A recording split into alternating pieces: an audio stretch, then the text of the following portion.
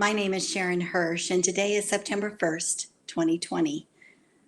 Last week, we started a 70-day countdown to our next presidential election, wondering if this season could be the way back to our finding one another in a world more divided than ever.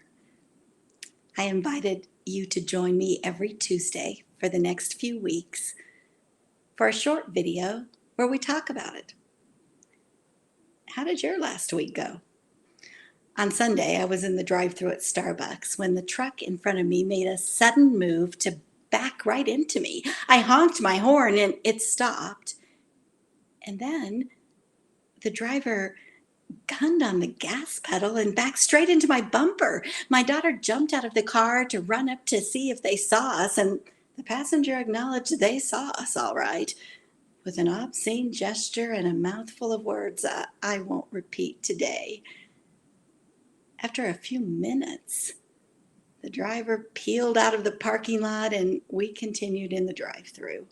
When we got to the window to get our order, the cashier told us that the car now in front of us, that driver paid for our drinks because she was sorry for what happened in the parking lot.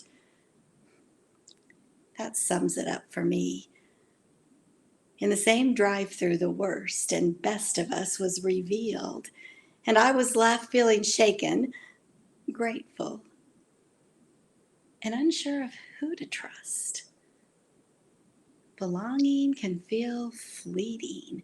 I read one survey last week that 80% of those questioned believe it is hopeless to heal the division in our world. How do you deal with difficult drivers, dividing lines, polarizing personalities, and the tricky topics of our time? Sometimes I don't say anything because I'm afraid if I do, I'll reveal my foolishness or make things worse. And other times I jump in with blaring opinions, certain that I'm right and need to take advantage of a teaching moment. Last week I asked you to bring a piece of glass and a hammer to our conversation this Tuesday.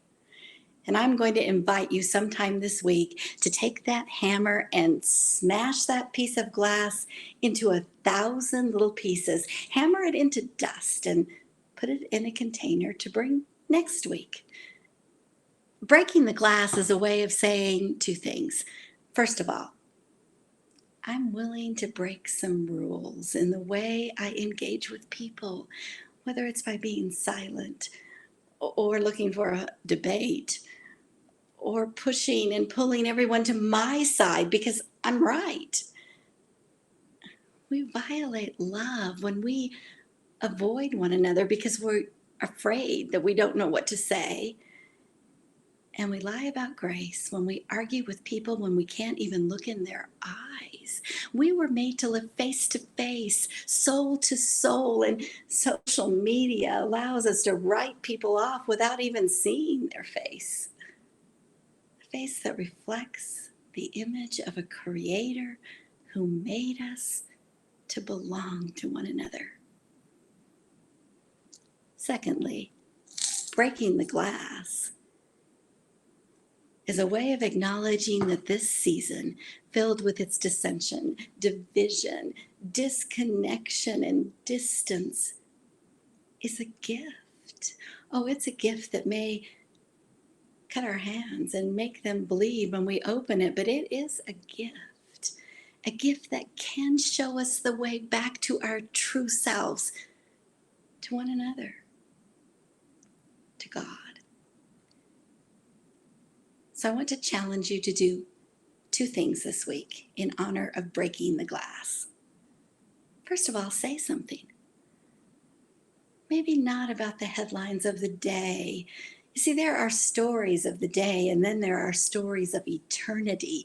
And we get to those stories not by announcing our opinions or our plans, but by revealing our heart, that place deep inside us where we really live and experience loneliness or emptiness, hope or fear. What if instead of talking about the lies of the Democrats, you ask someone if they're tempted to numb themselves in the tension of this time because you're tempted to drink too much, eat too much, spend too much? What if instead of talking about the dirty tricks of the Republicans, you acknowledge that you don't trust God some days and don't know where to turn and wonder if someone else feels that way too?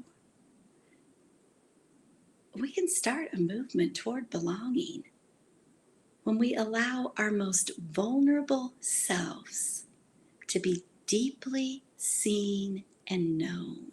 And when we honor and respect that vulnerability in others with curiosity and kindness. Belonging is something we nurture and grow by showing up and being seen. My daughter is politically active and passionate, and her most popular post on social media last week was a vulnerable question. She asked, "How do you deal with anxiety?" Within 30 minutes, she had over 120 responses. We are all wired for struggle and for the worthiness of belonging. Our challenge is to say something that adds value to our together story, not shame, disrespect, superiority, exclusivity.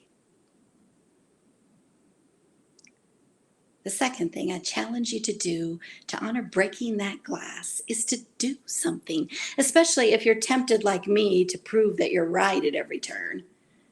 Sometimes words are not the most necessary offering. What if all those people in that survey I mentioned earlier are wrong?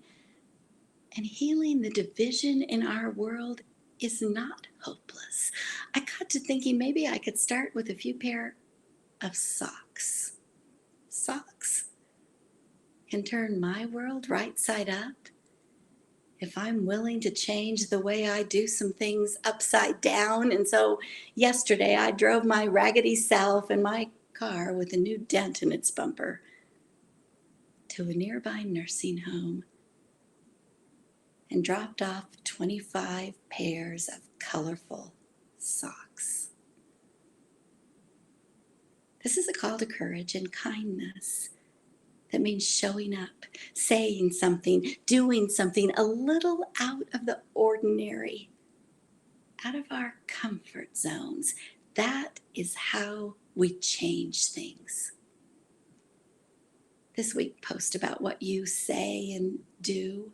And next week, bring your jar of dust and broken pieces because we're just getting started.